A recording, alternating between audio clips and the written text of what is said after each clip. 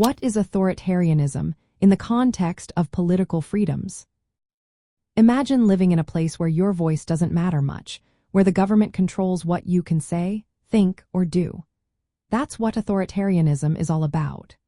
It's a system where power is held tightly by one leader or a small group, and they don't let people freely express their opinions or choose their leaders. In such systems, political freedoms like voting, free speech, and peaceful assembly are either severely limited or completely blocked. The government often uses force or threats to keep control, and independent media or organizations are often shut down. People might be afraid to speak because they could face punishment or imprisonment. When we look at socialism from this angle, things get complicated. Some regimes that claim to be socialist ended up becoming authoritarian. They centralized all political power and used violence or repression to stay in control.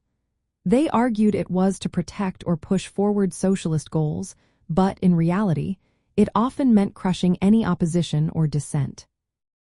These regimes usually had command economies, where the government decided what was produced and how resources were distributed, instead of workers or communities having a say. This goes against the core idea of socialism, which is about empowering workers and giving people a say in how their lives are run. However, many socialists believe that true socialism should be about expanding democracy, not restricting it. They see socialism as a way to give workers and communities more control over resources and decision-making. For them, political freedoms like voting rights, free speech, and the right to organize are essential parts of a fair society. They argue that socialism should promote participation and protect civil rights, not suppress them. In practice, some socialist states have been criticized for becoming authoritarian. Socialists who support democratic socialism want to combine social ownership with strong political freedoms. They believe that a government that truly represents the people should be open, accountable, and respect individual rights. The challenge is to avoid falling into authoritarian habits and instead build systems where power is shared and checked by the people.